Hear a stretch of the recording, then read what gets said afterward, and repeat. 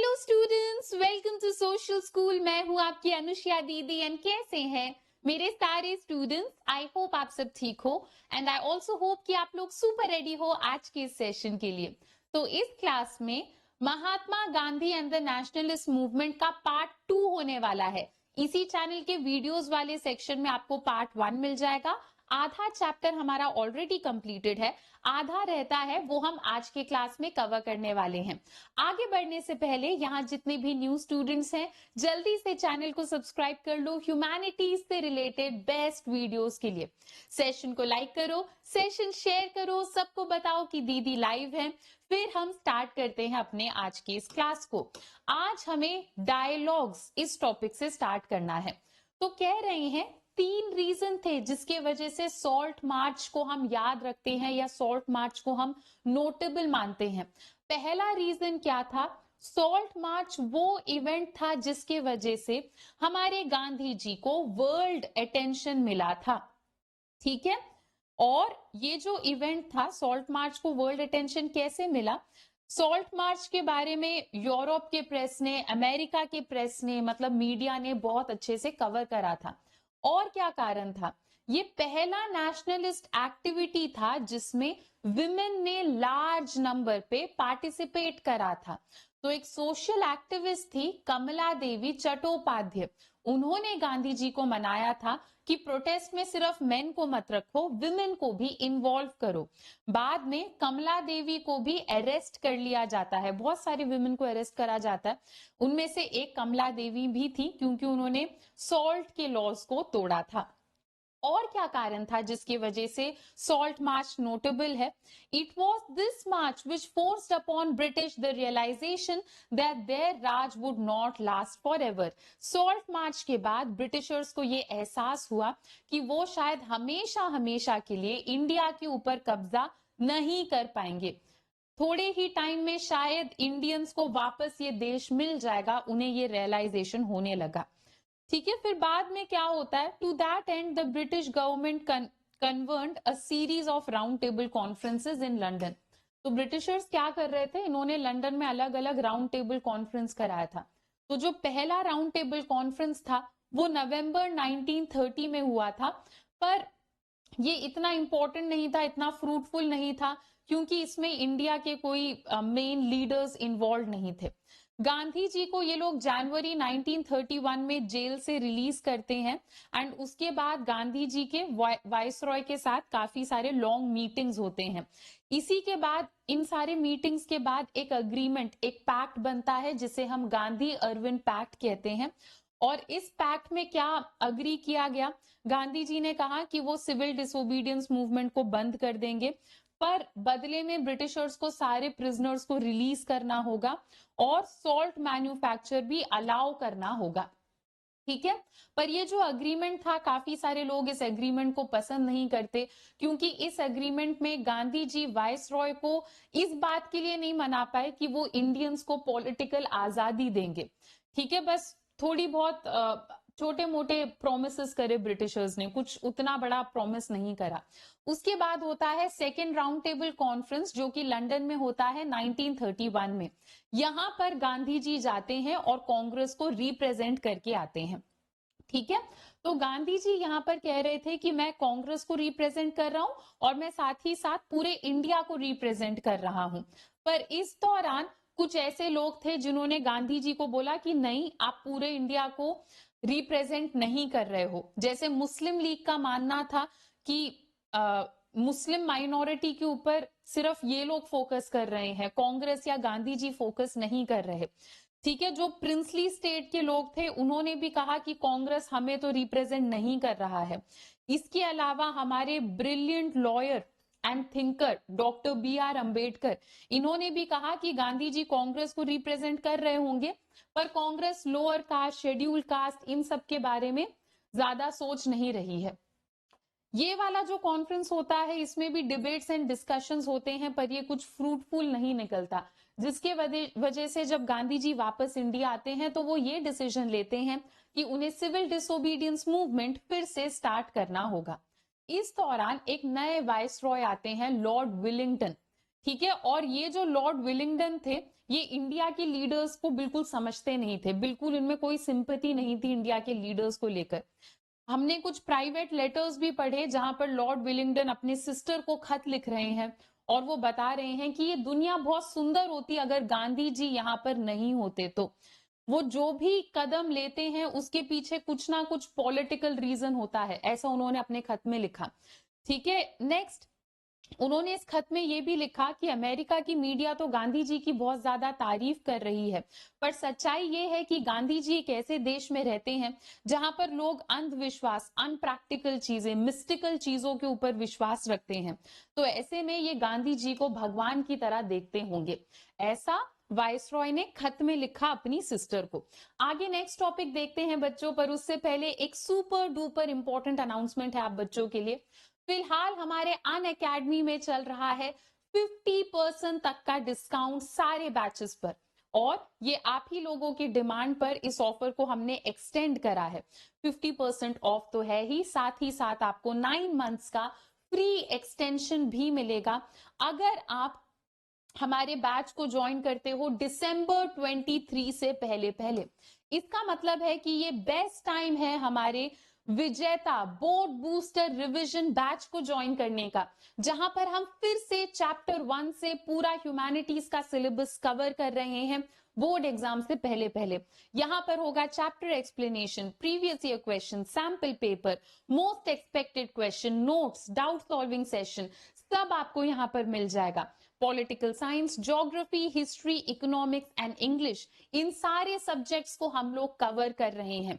जो भी बच्चे इस बैच को ज्वाइन करके टॉपर लेवल तैयारी करना चाहते हैं इंडिया के टॉप एजुकेटर्स के साथ, इसी वीडियो के डिस्क्रिप्शन में आपको एक लिंक मिलेगा, उस लिंक के ऊपर क्लिक करो एंड जब आप बैच ज्वाइन करोगे तो आपसे कोड मांगा जाएगा। कोड में आपको लिखना है अनुष्या, ANUSHYA। अन अकेडमी में तुम्हारी दीदी का नाम चलता है, जैसे ही तुम ये कोड लगाओगे तुम्हें मैक्सिमम डिस्काउंट मिलेगा। डन। चलो आगे बढ़ते हैं। 1935 में a new government of India act, 1935 का जो नया गवर्नमेंट ऑफ इंडिया एक्ट था, इस एक्ट में बोला गया कि एक तरीके की रिप्रेजेंटेटिव गवर्नमेंट बनाई जाएगी जहां पे इंडिया के लीडर्स को भी रिप्रेजेंटेशन मिल जाएगा। इसके 2 साल बाद इलेक्शन होते हैं। अडल्ट फ्रेंचाइज तो नहीं होता, पर थोड़ा बहुत कुछ कुछ लोगों के पास वोटिंग राइट्स होते हैं।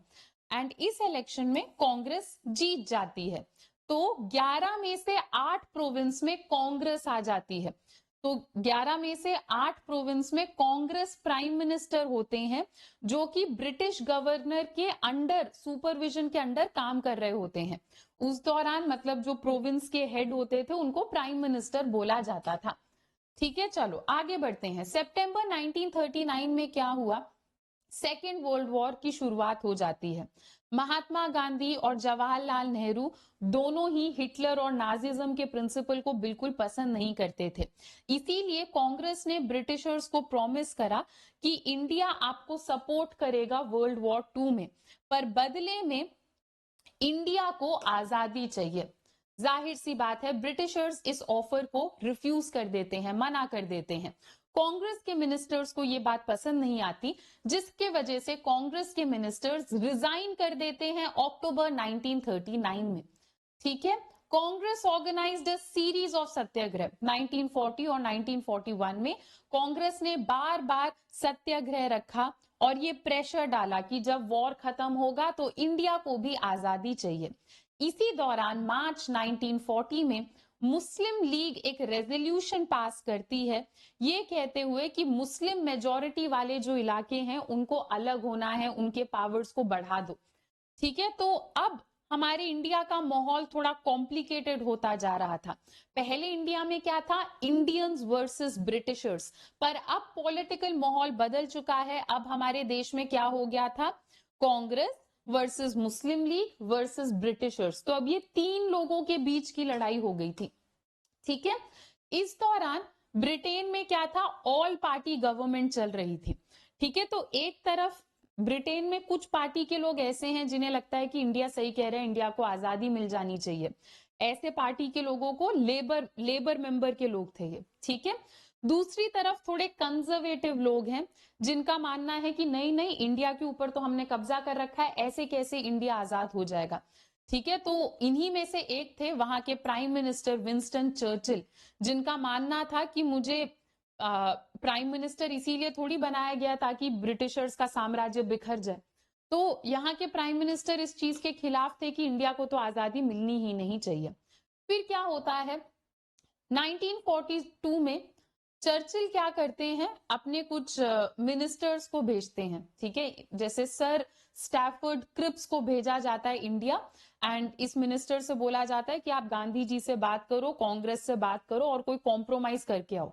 बातचीत होती है कांग्रेस के बीच में और ब्रिटिशर्स के बीच में। ठीक है, और then the viceroy had first to appoint an Indian as defense member of his executive council। फिर ये भी बात होती है कि अगर आपको इंडिया की मदद चाहिए वर्ल्ड वॉर 2 में, तो आप लोगों का जो एग्जीक्यूटिव काउंसिल है उसमें आपको किसी इंडियन को भी ऐड करना होगा। ठीक है, डिफेंस का जो काउंसिल है उसमें किसी इंडियन को भी ऐड करो, ये सारा डिस्कशन होता है। नेक्स्ट, क्विट इंडिया मूवमेंट के बारे में पढ़ते हैं। ये जो क्रिप्स के साथ डिस्कशन हुआ ना, ये भी उतना ज्यादा सक्सेसफुल नहीं होता। इसके बाद गांधी जी क्या डिसाइड करते हैं कि एक तीसरा मेजर मूवमेंट लॉन्च करने की जरूरत है ब्रिटिशर्स के खिलाफ, और ये मूवमेंट था बच्चों हमारा क्विट इंडिया मूवमेंट, जो कि स्टार्ट होता है अगस्त 1942 में। जैसे ही ये मूवमेंट स्टार्ट होता है गांधी जी को जेल में डाल दिया जाता है। ठीक है, पर इस दौरान जो थोड़े यंग एक्टिविस्ट थे, जो गांधी जी के फॉलोअर्स थे, ये सब इस मूवमेंट में बहुत दिल से पार्ट ले रहे थे। ठीक है, जयप्रकाश नारायण बहुत एक्टिवली छुप छुप के पार्ट ले रहे थे। छुप छुप के मतलब ओपनली पार्ट लिया तो झट से जेल में डाल देंगे, तो सब लोग अंडरग्राउंड रहते थे। ठीक है, नेक्स्ट क्या कह रहे हैं, कुछ डिस्ट्रिक्ट्स में जैसे कि सतारा में इंडिपेंडेंट गवर्नमेंट व प्रोक्लेम्ड, लोगों ने प्रोक्लेम कर दिया था कि अब से तो हमारी गवर्नमेंट इंडिपेंडेंट है। ब्रिटिशर्स ने बहुत फोर्स लगाया इस मूवमेंट को बंद करने के लिए, पर फिर भी उन्हें 1 साल से भी ज्यादा लग जाता है इस मूवमेंट को थोड़ा स्लो डाउन करने में। क्विट इंडिया मूवमेंट को हम एक मास मूवमेंट कहते हैं। ठीक है, क्योंकि इसमें हजारों ऑर्डिनरी इंडियंस ने पार्ट लिया, स्पेशली जो यंग लोग थे उन्होंने लार्ज नंबर में पार्ट लिया। बहुत सारे स्टूडेंट्स कॉलेज छोड़कर पार्ट लेते हैं इस मूवमेंट में, बाद में उन्हें जेल में भी डाल दिया जाता है। इस दौरान कांग्रेस के सारे टॉप लीडर्स को ब्रिटिशर्स पकड़ पकड़ के जेल में डाल देती है। अब इस टाइम का फायदा उठाते हुए जिन्ना एंड उनके कलीग क्या करते हैं, मुस्लिम लीग के पावर को बढ़ाते हैं। कांग्रेस के तो सारे लीडर्स जेल में चले गए, तो बढ़िया टाइम था, मुस्लिम लीग इस टाइम का यूज करते हुए अपने पावर को बढ़ाने लगती है। इस ईयर में मुस्लिम लीग क्या करती है, पंजाब और सिंध जैसे इलाकों में अपना प्रेजेंस बढ़ाती है। पहले पंजाब और सिंध में लोगों को मुस्लिम लीग से कोई लेना देना ही नहीं था, पर जब कांग्रेस के लीडर सब जेल में होते हैं, उनके गैर मौजूदगी में मुस्लिम लीग अपने प्रेजेंस को बढ़ाने लगती है। जून 1944 में क्या होता है, जब तक वर्ल्ड वॉर 2 खत्म होने वाला था, उस टाइम पीरियड में गांधी जी को जेल से बाहर निकाला जाता है। इस टाइम पीरियड में फिर से जिन्ना के साथ मीटिंग होती है कांग्रेस की, पर फिर भी कांग्रेस और मुस्लिम लीग के बीच की जो दिक्कत है वो सॉल्व नहीं हो पाती। 1947 में ब्रिटेन की गवर्नमेंट बदलती है और लेबर गवर्नमेंट यहाँ पावर में आ जाती है। लेबर गवर्नमेंट तो हमने पढ़ा ना, ये इंडियंस की साइड थे। इन्हें लगा कि हाँ, किसी कंट्री के ऊपर कब्जा करके क्या रखना, तो इन्होंने थोड़ा थोड़ा काम करना स्टार्ट करा कि चलो ठीक है, इंडिया को आजाद कर देते हैं। इंडिया में इस दौरान क्या चल रहा था, वाइसरॉय थे Lord Wavell. He brought Congress and the league together for a series of talk. India में वाइसरॉय, मुस्लिम लीग और कांग्रेस, ये तीनों आपस में बातचीत करके प्रॉब्लम सॉल्व करने की कोशिश कर रहे थे। 1946 में फ्रेश इलेक्शन होते हैं। इस दौरान हम देखते हैं कांग्रेस जनरल कैटेगरी में आसानी से जीत जाती है, पर कुछ सीट्स ऐसी थी जो कि मुस्लिम्स के लिए रिजर्व थी। उन सीट्स में हम देखते हैं कि मुस्लिम लीग बहुत आसानी से जीत जाती है। इसी के साथ हमारे देश में थोड़ा पोलराइजेशन हो जाता है कि मुस्लिम सारे मुस्लिम लीग को सपोर्ट कर रहे हैं और कांग्रेस को अलग तरीके से देखा जा रहा है। एक कैबिनेट मिशन स्टार्ट होता है समर ऑफ 1946 में, पर इस मिशन में भी कांग्रेस और मुस्लिम लीग को मनाना बहुत ज्यादा मुश्किल था। ठीक है, तो धीरे धीरे कांग्रेस एंड मुस्लिम लीग के बीच में दूरी बढ़ती जा रही है। नेक्स्ट क्या होता है, कुछ दिन के बाद जिन्ना बोल देते हैं कि आज हम डायरेक्ट एक्शन डे मना रहे हैं। डायरेक्ट एक्शन डे में जिन्ना ने इस चीज के ऊपर जोर डाला कि हमें तो पाकिस्तान चाहिए, मुस्लिम्स के लिए एक अलग देश चाहिए। नेक्स्ट क्या था, on the designated day 16th August 1946 bloody riots broke out in Calcutta। 16 अगस्त 1946 में तो बहुत भयंकर रायट्स हुए कैलकाटा में। बंगाल में भी बहुत ज्यादा वायलेंस देखने को मिला, बिहार में भी, पंजाब के इलाकों में भी मुस्लिम्स एंड हिंदूज के बीच में बहुत भयंकर वायलेंस हो रहा था। कुछ इलाकों में मुस्लिम्स को बहुत कुछ सहना पड़ रहा था, कुछ इलाकों में हिंदूज को बहुत कुछ सहना पड़ रहा था। फिर फरवरी 1947 में वेवल को हटा दिया जाता है और वाइसरॉय आते हैं लॉर्ड माउंटबेटन। ठीक है, माउंटबेटन क्या करते हैं, वो कहते हैं कि चलो एक लास्ट बार बात करते हैं, एंड इस लास्ट डिस्कशन में ये तय कर दिया जाता है कि इंडिया को आजादी मिलेगी, पर इंडिया को बांट दिया जाएगा और एक अलग देश भी बना दिया जाएगा, पाकिस्तान। और फिर ये डिसाइड करा जाता है कि 15 अगस्त को ये फॉर्मली होगा, मतलब 15 अगस्त को हमें आजादी मिलेगी। जब ये दिन आता है 15 अगस्त का, सब लोग बहुत खुशी खुशी मनाते हैं इस दिन को। दिल्ली में जब कॉन्स्टिट्यूएंट असेंबली के प्रेसिडेंट मीटिंग स्टार्ट करते हैं तो लोग बस तालियां ही बजाए जा रहे थे।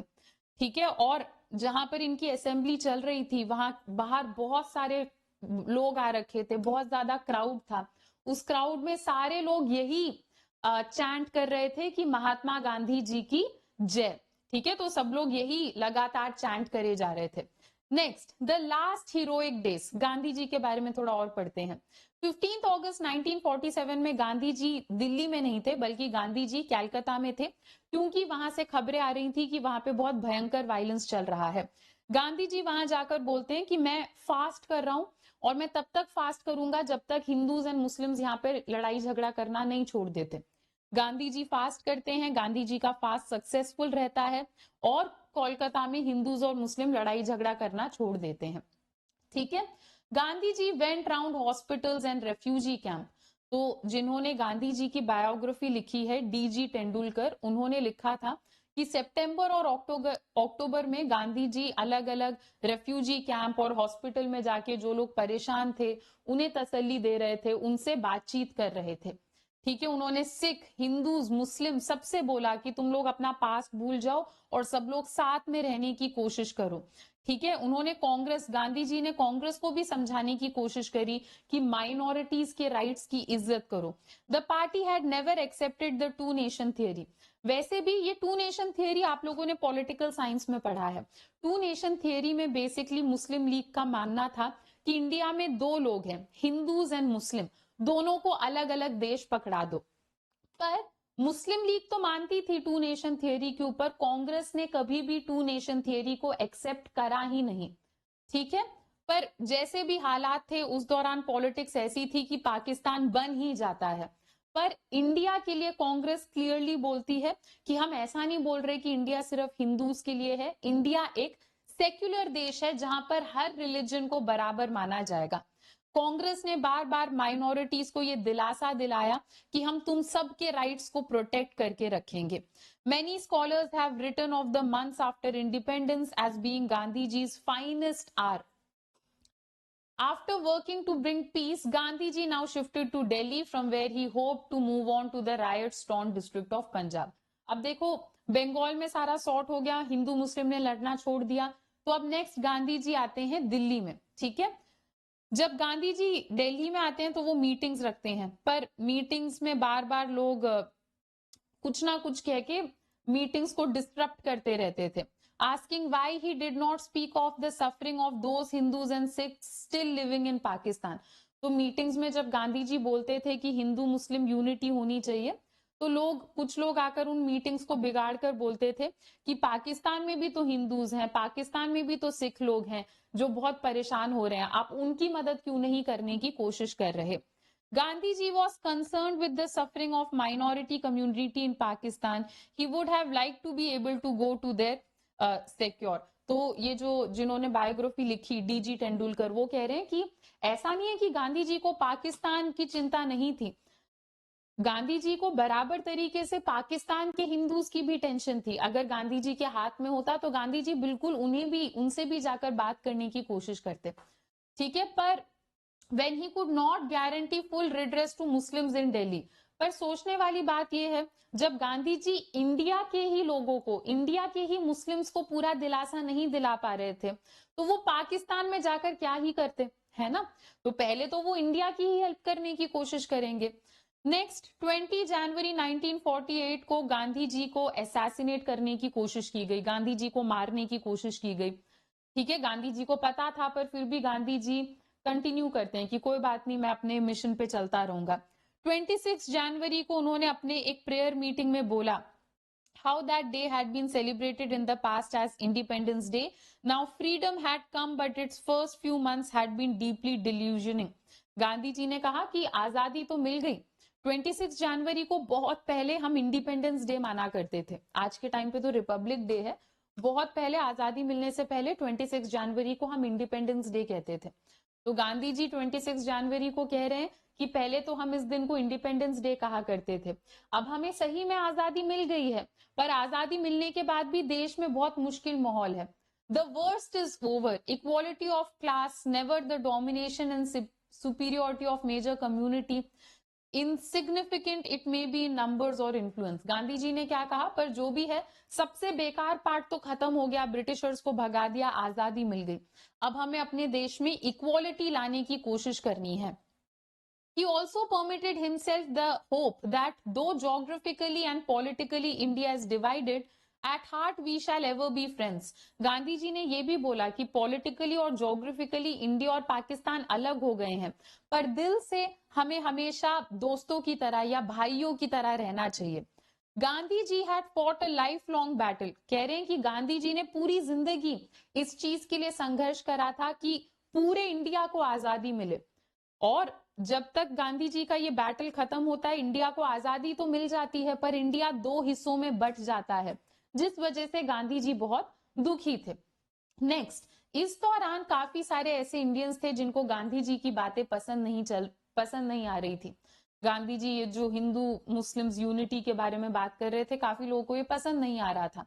तो गांधी जी एक प्रेयर मीटिंग रख रहे थे अपनी 30 जनवरी को, तो उस दिन शाम को क्या होता है, गांधी जी को असैसिनेट कर दिया जाता है। नाथुराम गोडसे नाम के एक एक्सट्रीमिस्ट असैसिन थे जो कि आके गांधी जी को मार देते हैं। एंड जैसे ही गांधी जी की डेथ होती है, पूरे इंडिया में बहुत ज्यादा दुख होता है लोगों को, लोग दूर दूर से आते हैं। ठीक है, इंडिया के पॉलिटिकल सिचुएशन में एक चेंज आ जाता है। ठीक है, और इंटरनेशनल बड़े बड़े international figures, moving appreciation coming from international figures such as George Orwell and Albert Einstein. ठीक है, एल्बर्ट आइंस्टाइन जैसे बड़े बड़े इंटरनेशनल फिगर्स इस इशू के बारे में बोलते हैं कि ये बहुत ही सैड बात है। टाइम मैगजीन वो मैगजीन है जिसने एक बार गांधी जी का मजाक तक उड़ाया था कि गांधी जी इतने पतले से हैं, छोटे से हैं, ये कहाँ जाके मार्च करेंगे। ठीक है, अब ये गांधी जी के डेथ को अब्राहम लिंकन के डेथ के साथ कंपेयर कर रहे थे। ठीक है, उन्होंने ऐसे बोला, अब्राहम लिंकन को भी असैसिनेट किया गया था। तो टाइम मैगजीन में लिखा कि एक बाइगोटेड अमेरिकन थे। बाइगोटेड मतलब एक ऐसे पर्सन जो अपने अपने विश्वास को बहुत नेगेटिव सेंस में लेता है ना। जैसे मान लो कि कोई इंसान हिंदू है या कोई इंसान मुस्लिम है, तो हमेशा एक सेक्युलर पॉइंट ऑफ व्यू से चलना चाहिए, है ना। अगर तुम सोचो कि मैं ही सही हूं, बाकी सब गलत हैं, बाकी सब अगर मेरे फेथ के खिलाफ हैं तो मैं उनको मार दूंगा, ऐसे सोचना गलत हो जाता है। तो इन्होंने बोला ऐसे ही एक बायगोटेड अमेरिकन ने लिंकन को मारा था, ऐसे ही एक इंसान ने गांधी जी को भी मार दिया है। ठीक है, the world knew that it had in a sense too deep too simple for the world to understand, convulsed at his Gandhi जी's death as it had convulsed at Lincoln's. कह रहे हैं कि टाइम मैगजीन ने गांधी जी के डेथ को Abraham Lincoln के death के साथ कंपेयर करा कि जैसे पूरे वर्ल्ड को लिंकन के जाने से एक लॉस महसूस हुआ, वैसे ही गांधी जी के डेथ के दौरान भी एक लॉस फील हो रहा है। नेक्स्ट टॉपिक है नोइंग गांधी। तो आपको कह रहे हैं कि अलग अलग सोर्सेज हैं जहां से हम गांधी जी के पॉलिटिकल करियर को समझ सकते हैं। पहला टॉपिक है public voice and private script. One important source in the writing and speeches of Mahatma Gandhi and his contemporary include both his associate and his political adversaries. Within these writing, we need to distinguish between those that were meant for public. कह रहे हैं कि गांधी जी के जो associates थे, जो colleagues थे, गांधी जी के टाइम पे और भी जो लीडर्स थे, उनके राइटिंग से भी हमें बहुत कुछ गांधी जी के बारे में सीखने को मिल सकता है। अब लोगों की राइटिंग ना दो टाइप की होती है। एक तो लोग लिखते हैं ताकि पब्लिक को सुना सके, दूसरा जब हम लेटर्स वगैरह लिखते हैं, जब हम खत वगैरह लिखते हैं, तो उसमें हमारी प्राइवेट फीलिंग होती है ना। अगर कोई अपनी बहन को, मम्मी को, पापा को खत लिख रहा है, तो उसमें लोगों के प्राइवेट फीलिंग्स होंगे, वो नहीं चाहेंगे कि वो लेटर पब्लिक में किसी के हाथ में लग जाए। ठीक है, तो हमें पता होना चाहिए कि प्राइवेट सोर्सेज और पब्लिक सोर्सेज क्या है, उनमें फर्क करना आना चाहिए। ठीक है, ऐसे बहुत सारे लेटर्स हैं जो एक पर्टिकुलर इंसान को लिखा गया, तो वो प्रोबेबली पर्सनल रहा होगा। शायद उनमें ऐसी चीजें लिखी हैं जो जिसने भी लिखा वो नहीं चाहता था कि पब्लिक में आ जाए ये सारी इंफॉर्मेशन। ठीक है, next, the language of the letter is often shaped by the awareness that they may one day be published. कुछ लेटर्स ऐसे हैं जिन्हें देखकर लगता है कि शायद ये लेटर जो भी लिख रहा था, उन्हें ये पता था कि किसी ना किसी दिन ये लेटर पब्लिक में आ ही जाएगा। ठीक है, the fear that a letter may get into print often prevents people from expressing their opinion. ठीक है, कुछ लोगों में ये डर रहता था कि आगे जाकर इस लेटर को कोई प्रिंट ना कर दे, है ना, तो इसीलिए कुछ लोग लेटर्स में भी पूरी पूरी बात दिल से लिखते नहीं थे। गांधी जी रेगुलरली अपने जर्नल में कुछ ना कुछ पब्लिश करते रहते थे। हरिजन जो उनका जर्नल था, ठीक है, letters that others wrote to him, बाकी लोग जो गांधी जी को लेटर लिखा करते थे, गांधी जी उन लेटर को अक्सर पब्लिश करते थे। नेहरू ने भी क्या करा, जवाहरलाल नेहरू जी ने भी edited a collection of letters written to him during the national movement and published a bunch of old letters. Nehru ji ने भी क्या करा, लेटर्स का जो कलेक्शन था उसे कलेक्ट करके प्रिंट करा दिया था, पब्लिश करा दिया था, और इस पब्लिकेशन को अ बंच ऑफ ओल्ड लेटर्स कहा जाता है। नेक्स्ट, फ्रेमिंग अ पिक्चर, इस टॉपिक पर आ जाओ। ठीक है, नेक्स्ट क्या कह रहे हैं, autobiographies similarly give us an account of past that is often rich in human detail, but here again we have to be careful of way we read and interpret. We need to remember they are retrospective, written very often from memory. कह रहे हैं जब हम autobiography पढ़ते हैं, autobiography मतलब जब कोई इंसान अपनी ही लाइफ के बारे में कोई बुक लिख दे, तो हमें उसे बहुत ध्यान से पढ़ना चाहिए। अक्सर ऑटोबायोग्राफी में बहुत डिटेल में ह्यूमन हिस्ट्री लिखी जाती है, पर हमें ध्यान से पढ़कर उसे समझना चाहिए। जब कोई ऑटोबायोग्राफी लिखता है तो उसे जितना याद होता है हिस्ट्री के बारे में, वो उस हिसाब से लिख देता है, पर हमें उसे सही नजरिए से समझना और पढ़ना आना चाहिए। ठीक है, तो ऑटोबायोग्राफी जब हम पढ़ते हैं तो हमें ये समझ में आता है कि जो इंसान लिख रहा है उसे क्या क्या हिस्ट्री में इंपॉर्टेंट लगा होगा, उसका नजरिया क्या था, है ना। तो जब हम ऑटोबायोग्राफी लिखते हैं तो ये कुछ ऐसा होता है जैसे कि तुम अपना खुद का एक फोटो फ्रेम बना रहे हो, तुम अपने नजरिए से कहानी को बता रहे हो। तो जब हम ये सब पढ़ते हैं तो हमें ये समझ में आता है कि ऑथर हमें क्या बताना चाहता है। ठीक है, पर ऑटोबायोग्राफी पढ़ते टाइम हमें ये भी समझने की कोशिश करनी चाहिए कि ऑथर हमें क्या बताना नहीं चाहता है। We need to understand the reason for that silence, those wilful और अनविटिंग एक्ट्स ऑफ फॉरगेटिंग, है ना। जब लोग इतिहास में कुछ चीजें लिख रहे होते हैं तो वो कुछ कुछ चीजों के बारे में नहीं लिखते, तो हमें ये भी सोचना चाहिए कि इस इंसान ने उस इवेंट के बारे में क्यों नहीं लिखा, वो इवेंट इसे इंपॉर्टेंट क्यों नहीं लगा, ये सब हमें समझना चाहिए। नेक्स्ट, थ्रू पोलिसाइज, इस टॉपिक में आ जाओ। ठीक है, एक और तरीका जिससे हम गांधी जी के बारे में या अदर लीडर्स के बारे में समझ सकते हैं वो क्या है, गवर्नमेंट रिकॉर्ड। जो ब्रिटिशर्स थे वो हर एक चीज का प्रॉपर रिकॉर्ड रखते थे, इनके रिकॉर्ड से भी हम इंडिया के इतिहास के बारे में काफी कुछ पढ़ सकते हैं। तो जो पुलिसमैन थे ये लोग अक्सर खत लिखते थे, रिपोर्ट्स लिखते थे और इसे स्टोर करके रखते थे, तो इनके लेटर्स एंड रिपोर्ट से भी हमें काफी कुछ सीखने को मिल सकता है। The fortnightly report that were prepared by the Home Department from early 20th century. Early 20th century में होम डिपार्टमेंट जो था वो हर 2 हफ्ते में एक बार एक रिपोर्ट बनाता था, फोर्टनाइटली रिपोर्ट बनाते थे।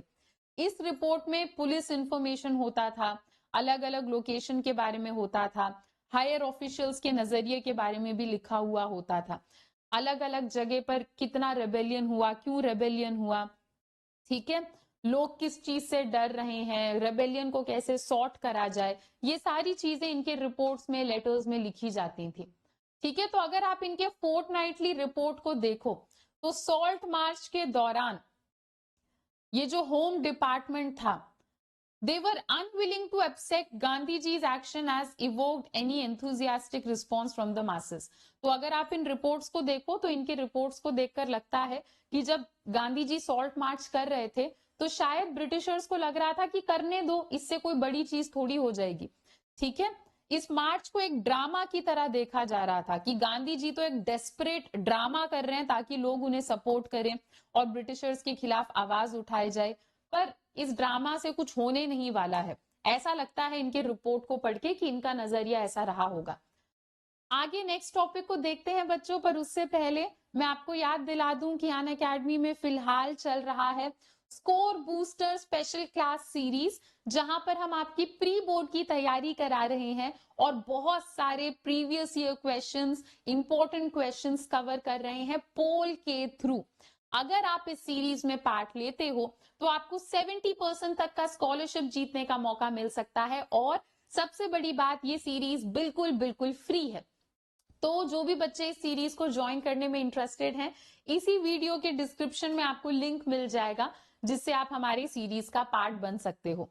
नेक्स्ट, फ्रॉम न्यूज़पेपर, एक और इंपॉर्टेंट सोर्स जहां से हमें गांधी जी के बारे में पता लगता है वो है न्यूज़पेपर। ठीक है, कुछ न्यूज़पेपर इंग्लिश में पब्लिश किए जाते थे, कुछ न्यूज़पेपर अलग अलग इंडियन लैंग्वेजेस में भी पब्लिश किए जाते थे। इन न्यूज़पेपर में भी गांधी जी के मूवमेंट्स के बारे में लिखा जाता था, और ऑर्डिनरी इंडियंस गांधी जी के बारे में क्या सोचते हैं वो भी न्यूज़पेपर में लिखा जाता था। ठीक है, पर न्यूज़पेपर अकाउंट्स जो हैं वो भी प्रेजुडाइज्ड हो सकते हैं। प्रेजुडाइज का क्या मतलब है, न्यूज़पेपर भी तो कोई एक इंसान पब्लिश कर रहा है ना, कोई लिख रहा होगा आर्टिकल वगैरह न्यूज़पेपर के, तो अक्सर वो इंसान अपने पॉलिटिकल ओपिनियन के हिसाब से न्यूज़पेपर में चीजें लिख देता है। तो कौन पब्लिश कर रहा है न्यूज़पेपर, उस इंसान के आइडियाज झलकते हैं न्यूज़पेपर में। ठीक है, वो अपने हिसाब से इवेंट्स को रिपोर्ट कर देते हैं। ठीक है, जैसे कि आपको बता रहे हैं, The accounts that were published in London newspaper would be different from the report in an Indian nationalist paper। आपको बता रहे हैं कि ब्रिटेन के न्यूज़पेपर में जो प्रिंट होता था वो इंडिया के न्यूज़पेपर में जो प्रिंट होता था उससे काफी अलग होता था। मान लो सेम इवेंट इंडियन न्यूज़पेपर छाप रहा है, मान लो सेम इवेंट लंदन का कोई न्यूज़पेपर छाप रहा है, पर दोनों के वे ऑफ राइटिंग में बहुत ज्यादा आपको फर्क देखने को मिलेगा। इसी के साथ बच्चों हमारा ये चैप्टर फाइनली फिनिश हो गया है। आई होप आप लोगों को ये सेशन हेल्पफुल लगा। अगर ऐसा है तो वीडियो को लाइक जरूर करना, show your love and support in the comment section. अब बस एक और चैप्टर रह गया हिस्ट्री का, स्टे ट्यून, चैनल को सब्सक्राइब कर लो, वो वीडियो भी जल्द ही मैं आप लोगों के लिए लेकर आऊंगी। डन? चलो बच्चों, तो अभी के लिए इतना ही, मिलते हैं हम लोग अपने नेक्स्ट लेक्चर में। Till then, bye bye, take care and thank you.